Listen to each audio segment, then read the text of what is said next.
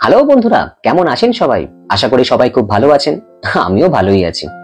তো অনেকদিন পর কাজ থেকে একটু অবসর পেলাম, আর সেই অবসরে আবার আপনাদেরকে নিয়ে বেরিয়ে পড়ছি অচেনাকে চিনতে, অজানাকে জানতে। এবারে আমি আপনাদেরকে নিয়ে যাব পশ্চিমবঙ্গের পড়োশী রাজ্য ঝাড়খণ্ডের সর্বোচ্চ পাহাড় পারসনাথে, যার উচ্চতা 1365 মিটার, অর্থাৎ সমুদ্রপৃষ্ঠ থেকে প্রায় 4500 ফুট। আর এই পারসনাথ পাহাড় ঝাড়খণ্ডের গিরিডি জেলার মধুবনে অবস্থিত। পাহাড়ের ওপরে 4500 ফুট উচ্চতায় সেখানে রয়েছে জৈন ধর্মের 24 জন তীর্থঙ্করের মধ্যে 20 জন তীর্থঙ্করের মন্দির। কথায় আছে এই 20 জন তীর্থঙ্কর নাকি এই পাহাড়ে এসে মোক্ষ লাভ করেছিলেন। তবে এগুলির মধ্যে যেটি প্রধান সেটি হলো 23তম জৈন তীর্থঙ্কর পারসনাথের মন্দির, আর তার নামেই এই পাহাড়ের নাম হয়েছে পারসনাথ পাহাড়। সারা বছর জৈন ধর্মাবলম্বী প্রচুর তীর্থযাত্রী সমাগম হয় এখানে। জৈনদের কাছে এই পাহাড় সম্মেত শিখর বা শিখরজি নামেও পরিচিত। তবে সেখানকার স্থানীয় আদিবাসী বা সাঁওতালিদের কাছে এই পাহাড় হলো মারাং বুড়ু, অর্থাৎ সর্বোচ্চ দেবতা। পাহাড়ের ওপরে এই মন্দিরগুলি দর্শন করতে গেলে আপনাদের নিচে থেকে প্রায় 10 কিলোমিটার পাহাড়ি রাস্তা ট্রেক করে ওপরে উঠতে হবে। এই এতখানি পথ কেউ যান পায়ে হেঁটে, কেউ ডুলিতে, কেউ বা আবার স্থানীয় বাইকে। তবে আমি কিন্তু পায়ে হেঁটেই প্রদক্ষিণ করব। এবারে আসি এই পারসনাথ পাহাড় যাবেন কিভাবে। দেখুন, এখানে যাওয়ার জন্য কিন্তু কোনো নিয়ারেস্ট ফ্লাইটের অপশন নেই। যদি আপনাদের বাসে যেতে হয় সেক্ষেত্রে কলকাতার ধর্মতলা থেকে ঝাড়খণ্ডের গিরিডিগামী যে কোনো বাসে আপনাদের পৌঁছতে হবে মধুবনে। আর যদি ট্রেনের প্রশ্ন হয় তাহলে নিয়ারেস্ট রেলওয়ে স্টেশন হলো পারসনাথ স্টেশন। হাওড়া, শিয়ালদা বা শালিমার বা কলকাতা স্টেশন থেকে সারাদিনে প্রচুর ট্রেন আছে যেগুলি পারসনাথ স্টেশনে যায়। তবে আমি বলবো রাতের ট্রেনে ট্রাভেল করাই ভালো, কারণ সেগুলি পরদিন ভোরবেলা যেমন 3:30, 4টে বা 4:30 সময় আপনাদের পৌঁছে দেবে পারসনাথ স্টেশনে। তারপর স্টেশনের বাইরে থেকে শেয়ার অটো বা গাড়িতে আপনারা 25 কিলোমিটার দূরে পৌঁছে যান মধুবনে। তারপর সেখান থেকে আপনাদের পাহাড়ে চড়া শুরু হবে। তো আমি আজকে যাব হাওড়া স্টেশন, কারণ আমার ট্রেন রয়েছে 12321 আপ হাওড়া মুম্বাই মেল, যেটি আজ রাত 11:35 হাওড়া থেকে ছেড়ে কাল ভোর 4:30 সময় আমাদের পৌঁছে দেবে পারসনাথ স্টেশনে। আর এই হাওড়া থেকে পারসনাথ স্টেশনে যাওয়ার জন্য মুম্বাই মেলের স্লিপারের ভাড়া হলো 240 টাকা, থার্ড এসি ইকোনমির ভাড়া 565 টাকা, থার্ড এসির ভাড়া 610 টাকা। তবে যেহেতু খুব শর্ট টাইমে আমাকে এই ট্রিপটা অ্যারেঞ্জ করতে হয়েছে, তার জন্য আমার তৎকালে স্লিপারের টিকিট পড়ে গেল 435 টাকা মতো। যাই হোক, কি আর করা যাবে, আপনারা তো জানেনই নতুন নতুন জায়গা এক্সপ্লোর করতে আমার সত্যি খুব ভালো লাগে, আপনাদেরকে ঘোরাতেও ভালো লাগে। আর যদি ট্রেকিং এর প্রশ্ন আসে তাহলে তো আমি এক পায়ে রাজি। তবে মুম্বাই মেল ছাড়াও আরো বেশ কিছু ট্রেন রয়েছে, সেগুলি সম্পর্কে আমি ডেসক্রিপশন বক্সে আপনাদের ডিটেলসে দিয়ে দেবো। তাহলে চলুন এখন আগে যাই হাওড়া স্টেশন, সেখানে গিয়ে তারপর আপনাদের সাথে আবার কথা হচ্ছে। কেমন? সবাই ভালো থাকবেন। পৌঁছে গেছি আমি হাওড়া স্টেশন। প্রচণ্ড বৃষ্টি হচ্ছিল, যার জন্য আমার পৌঁছতে প্রায় 1.5 ঘন্টার মতো সময় লেগে গেল। এখন এই হাওড়া স্টেশনের বাইরে দাঁড়িয়ে রয়েছি, প্রচুর লোকজনের ভিড়। যাই এবার আস্তে আস্তে ভেতর দিকে যাব। তো চলে এসেছি এখন হাওড়া স্টেশনে, এখন দাঁড়িয়ে আছি হাওড়া স্টেশনের ভেতরে। বাজে রাত 10:30। আমাদের ট্রেন কিন্তু রাত 11:30টায়। রবিং বাসের পক্ষ থেকে আমি একা এসেছি ঠিকই, কিন্তু এই ট্যুরে আমার সাথে রয়েছে এক্সপ্লোরার বিধানের থেকে বিধানদা। আপনারা নিশ্চয়ই সবাই ওনাকে চেনেন। তো এখন আমাদের ট্রেন আসবে 11:30টাতে। ট্রেনে উঠে আবার তোমাদের সাথে কথা হচ্ছে। এখন বাজে রাত 11:20। প্ল্যাটফর্ম নাম্বার 8-এ আমাদের ট্রেন দিয়ে দিয়েছে। এই যে 12321 আপ হাওড়া মুম্বাই মেল। এই হলো আমাদের কোচ S7, আর আমাদের সিট নাম্বার হচ্ছে 73 আর 79, মানে একদম লাস্ট গ্রুপে পড়েছি। কি আর করা যাবে, কারণ তৎকাল টিকিট কেটেছি, যা পড়বে তাই। রাত 11:35, একদম রাইট টাইমে আমাদের ট্রেন 8 নম্বর প্ল্যাটফর্ম থেকে ছেড়ে দিল। আমরা এখন চলেছি পারসনাথ স্টেশনের উদ্দেশ্যে। মোট 306 কিলোমিটার ডিস্টেন্স আমরা কভার করব, আর তার মাঝখানে পড়বে 8টা স্টপেজ। তো কাল ভোর 4:30 আমরা পারসনাথ স্টেশনে নামবো। ভোর 4:50 আমরা নামলাম পারসনাথ স্টেশনে। 4:28 টাইমিং ছিল, মিনিট 20 লেট হলো, ঠিক আছে, সেটা কোনো অসুবিধা নেই। আর এই যে আমাদের ট্রেন আমাদেরকে রেখে এখন মুম্বাইয়ের উদ্দেশ্যে রওনা হয়ে গেল। আর এই যে দেখছেন ওপরের এই ওভারব্রিজ, এই ওভারব্রিজ দিয়ে কিন্তু আমরা এখন স্টেশনের বাইরে যাব। গুড মর্নিং সবাইকে। এখন বাজে সকাল 8:05। মানে এতই বৃষ্টি হচ্ছিল আমাদেরকে এই পারসনাথ স্টেশনেই প্রায় 3 ঘন্টা মতো ওয়েট করতে হলো। এখন এই যে স্টেশনের বাইরে এই যে প্রচুর মারুতি ভ্যান দাঁড়িয়ে রয়েছে, এই গাড়িতে মাথাপিছু 70 টাকা বিনিময়ে আমরা শেয়ারে এখন 25 কিলোমিটার দূরে যাব মধুবনে। তারপর সেখানে গিয়ে দেখি আমরা আদৌ আর পাহাড়ে উঠতে পারি কিনা, কিন্তু আগে মধুবনটা তো পৌঁছই, তারপর সেখানে গিয়ে আবার তোমাদের সাথে কথা হচ্ছে। তো প্রায় আধ ঘন্টা জার্নির পর আমরা এসে পৌঁছলাম মধুবন। এবার গাড়ি আমাদের এখানে নামিয়ে দিয়েছিল, আর এই যে রাস্তা, এই রাস্তা দিয়েই আস্তে আস্তে এই যে সোজা এদিকে রাস্তা চলে গেছে, এখান দিয়ে কিন্তু আমাদের পারসনাথ পাহাড়ে উঠতে হবে। আর এখানে এই রাস্তাতে দুপাশেই প্রচুর দোকান রয়েছে, খাবারের স্টল রয়েছে এবং অনেক ছোটোখাটো দোকানও রয়েছে। যেমন এই সামনে একটি দোকান দেখতে পাচ্ছেন। আমরা যেহেতু একটু বর্ষার সময় এসেছি, তাই এই দোকান থেকে প্রয়োজনীয় কিছু জিনিসপত্র যেমন লাঠি এবং তার সাথে হচ্ছে রেনকোট, এগুলো আমরা নিয়ে নেবো। তার কারণ হচ্ছে ওপরে উঠতে গেলে এই রেনকোট, লাঠি এগুলো খুবই দরকার। সে বর্ষার সময় আসুন বা অন্য যে কোনো সময় আসুন না কেন, পাহাড়ের রাস্তায় চড়তে গেলে কিন্তু এই ধরনের লাঠির প্রয়োজন। আর বর্ষাকালে আসলে তো অবশ্যই রেনকোটটা দরকারি। রেনকোট এখান থেকে নিচ্ছে মোটামুটি 60 টাকা করে, আর এই যে লাঠিগুলো দেখছেন, এই লাঠিগুলো কিন্তু নিচ্ছে 30 টাকা করে। এই যে রাস্তা, এই রাস্তা দিয়ে আমরা হেঁটে হেঁটে যাত্রা শুরু করেছি। আর রাস্তাতে সাইডে রয়েছে এরকম কিছু সুন্দর সুন্দর জৈন মন্দির, আর এই যে সামনে দেখা যাচ্ছে রাস্তা, আর ওই হলো পাহাড়। এই পাহাড় দিয়েই কিন্তু এখন আমরা ওপরে উঠব। এখন বাজে সকাল 9:15। কিছু প্রয়োজনীয় জিনিসপত্র কিনে নিয়ে আমরা এবার হাঁটা শুরু করেছি। দেখা যাক কতক্ষণে আমরা ওপরে পৌঁছি। এই হলো পারসনাথ পাহাড়ে ওঠার রাস্তা। এই যে সামনে সিঁড়ি, আর এখানে বোর্ড দেওয়া আছে, আর এই যে লেখা রয়েছে পারসনাথ মন্দির 9.65 কিলোমিটার, জল মন্দির 10 কিলোমিটার, অর্থাৎ আমাদের প্রায় 10 কিলোমিটার উপরে চড়তে হবে। তো এই হলো সিঁড়ি, এই সিঁড়ি দিয়ে উঠে গিয়ে তারপরে চড়াই রাস্তা শুরু হচ্ছে। তো এখন আমরা এখান দিয়ে আমাদের হাঁটা স্টার্ট করছি। যাত্রা শুরু করে কিছুটা উঠে এলাম এবং উঠতে উঠতেই কিন্তু বুঝতে পারলাম যে রাস্তা বেশ খাড়াই, এবং ধীরে ধীরে আস্তে আস্তে এই রাস্তা দিয়ে উঠতে হবে। তাড়াহুড়ো করলে কিন্তু শরীরেরই ক্ষতি। আর চলার পথে মাঝে মাঝে এরকম কিছু শেড করা আছে রোদ বা বৃষ্টি থেকে বাঁচার জন্য, এবং সাময়িক কিছু বিশ্রাম নেওয়ার জন্য এই শেডগুলো খুবই দরকার। তো প্রতি 500 মিটার বা 1 কিলোমিটার পর পর এই ধরনের শেড রয়েছে।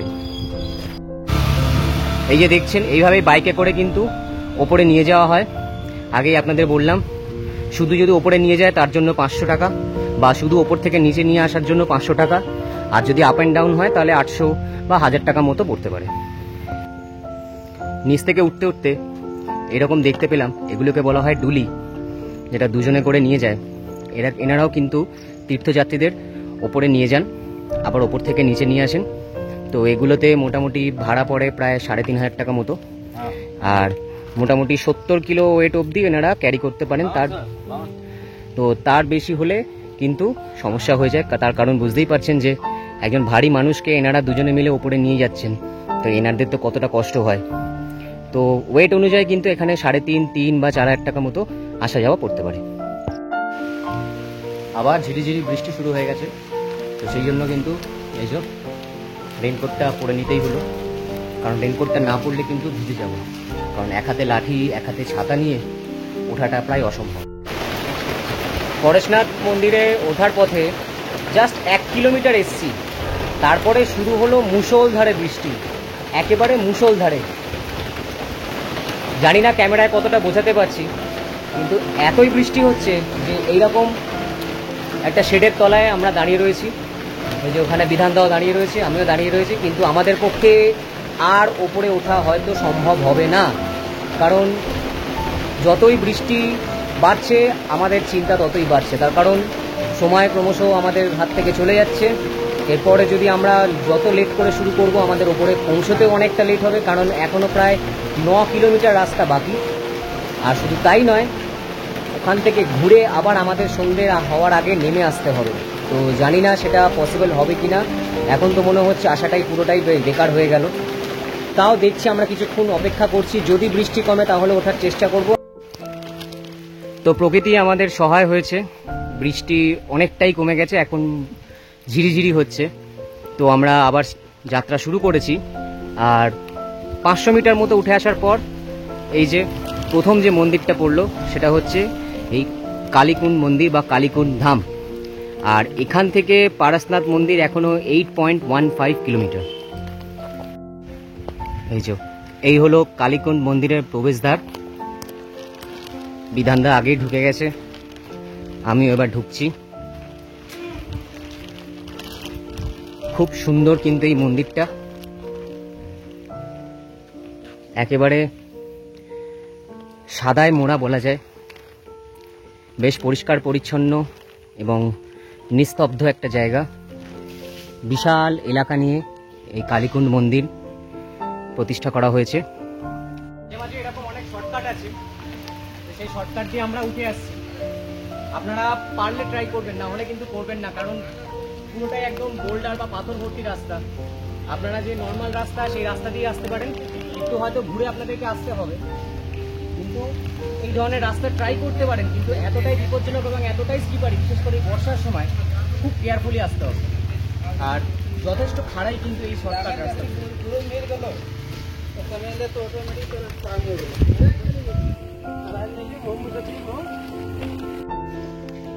চলার পথে এরকম কিছু সাঁওতালি বা আদিবাসীদের গ্রাম চোখে পড়ল, অর্থাৎ এত উঁচুতেও এনারা এখানে বসবাস করেন।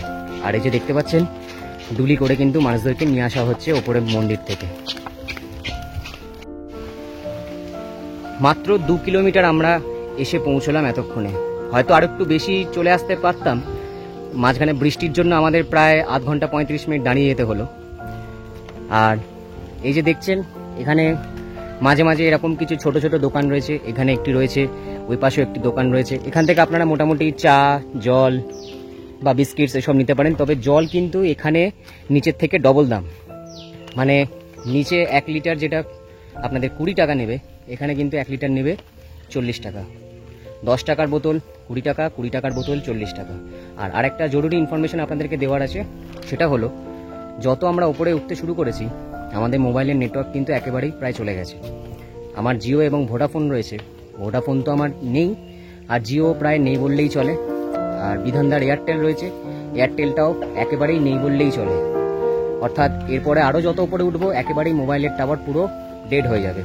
তো এইটা আপনারা মাথায় রাখবেন যে এই 10 কিলোমিটার রাস্তা যে আপনারা ট্রেক করবেন, মোটামুটি 1.5-2 কিলোমিটার ওঠার পর থেকে কিন্তু আপনাদের পুরো ফোনের নেটওয়ার্ক চলে যাবে। সামনের পরিবেশটা একবার দেখুন, কি অসাধারণ সুন্দর লাগছে। যত উপরে উঠছি, মেঘ কিন্তু একদম জঙ্গলকে পুরো ঢেকে ফেলছে। এই দেখুন, চারপাশটা দেখুন, ক্রমশ আঁধারে পরিণত হচ্ছে। একেবারে মেঘ ঢেকে গেছে, আর সামনে কিন্তু ক্রমশ অন্ধকার হয়ে যাচ্ছে।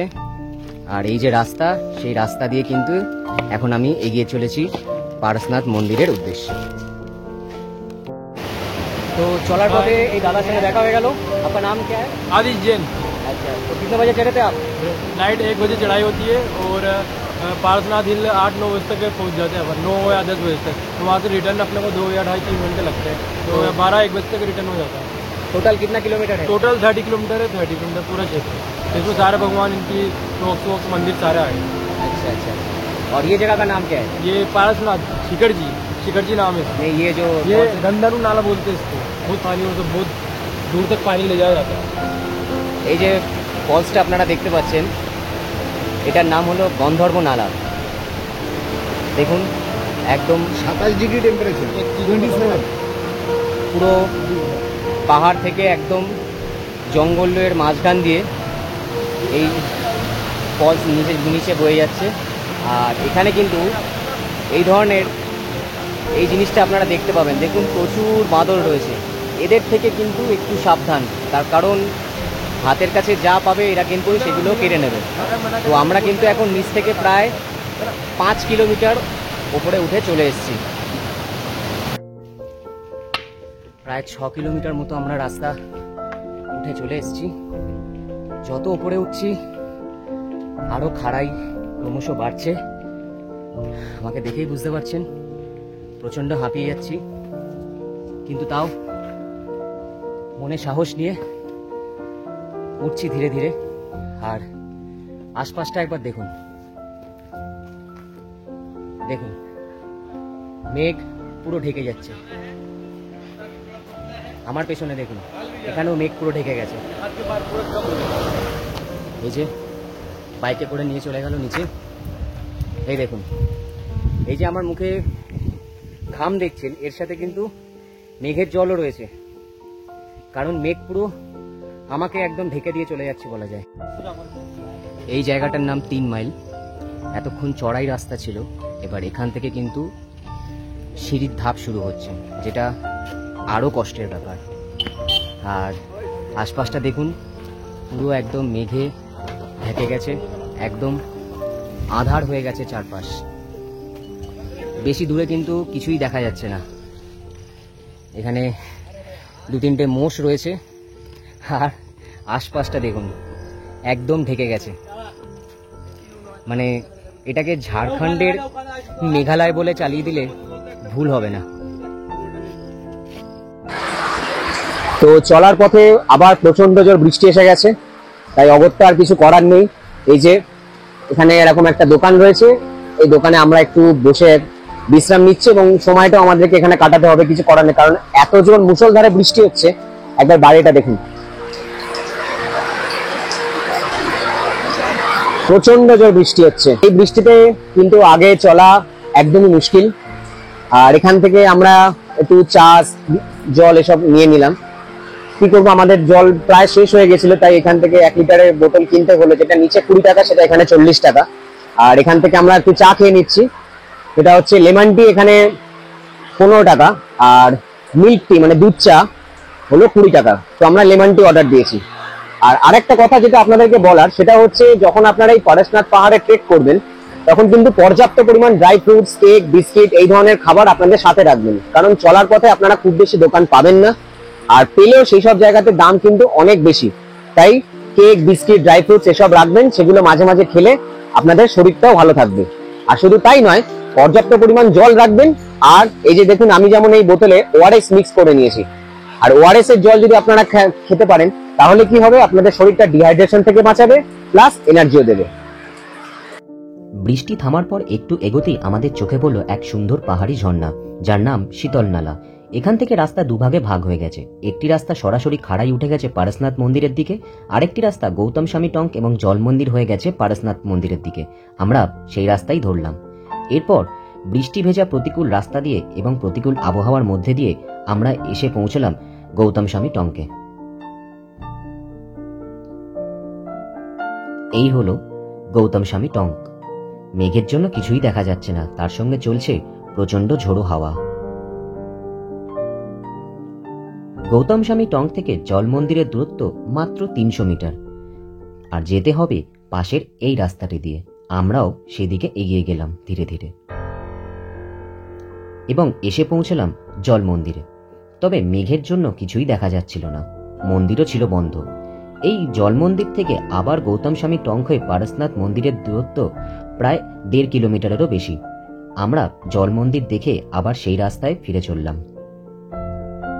এবার একটা কথা আপনাদেরকে জানিয়ে দিই, সারাদিন পারশনাথ পাহাড়ে ওঠানামার পর শরীর খুবই ক্লান্ত হয়ে যায়, তাই সেদিন রাতেই ফেরার ট্রেন ধরাটা প্রায় অসম্ভব। তাই সেদিন রাতটা আপনারা মধুবনে কাটিয়ে দিতে পারেন। সেখানে অফ সিজনে মোটামুটি 700-800 থেকে শুরু করে 1000-1200 টাকার মধ্যে আপনারা ডবল এবং ট্রিপল বেডরুম পেয়ে যাবেন, এবং তার সাথে রাতের খাবারের জন্য প্রচুর হোটেল আপনারা পেয়ে যাবেন। তারপর পরদিন সকালবেলায় আপনারা যে কোনো ফিরতি ট্রেনে ফিরে আসুন বাড়ির উদ্দেশ্যে।